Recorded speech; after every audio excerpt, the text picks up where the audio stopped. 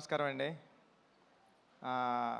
మా గురువు గారు సుకుమార్ గారికి సార్ థ్యాంక్ యూ సార్ వచ్చినందుకు. ఏం మాట్లాడడానికి ఏమీ లేదండి, సింపుల్గా చెప్పేస్తాను. ఏప్రిల్ 30ని రానందుకు క్షమించండి, జూన్ 4న వస్తున్నందుకు ఆశీర్వదించండి. Thank you so much. Peddi చాలా కమర్షియల్గా ఎమోషనల్ రైడ్ సతీష్ గారు చెప్పినట్టు మీ అందరి హృదయాలకి చాలా దగ్గరగా ఉంటాడు పెద్దిగాడు. పెద్దిగాడిని హృదయంలో తీసేయడం అంత ఈజీ కాదు.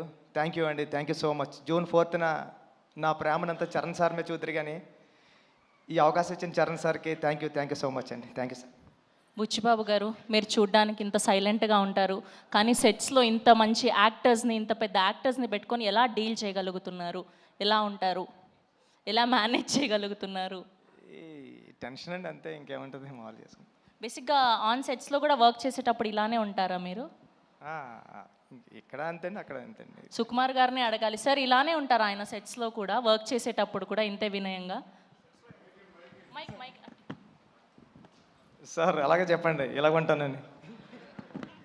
సెట్స్లో ఇంకా వినయంగా ఉంటాడు, కానీ విశ్వరూపం కూడా ఉంటుంది.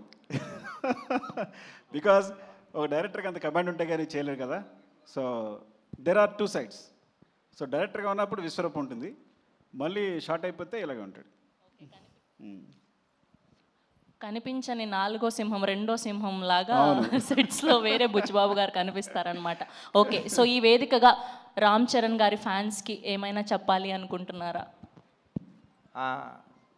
చరణ్ సార్ని దీంట్లో పెద్ద క్యారెక్టర్లో చరణ్ సార్ని మర్చిపోవడం అంత ఈజీ కదండి.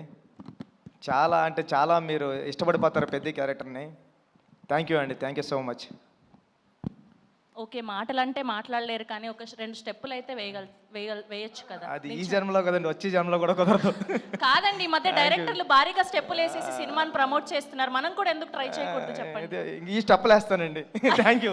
అయ్యయ్యో, థ్యాంక్ యూ అండి, థ్యాంక్ యూ సో మచ్.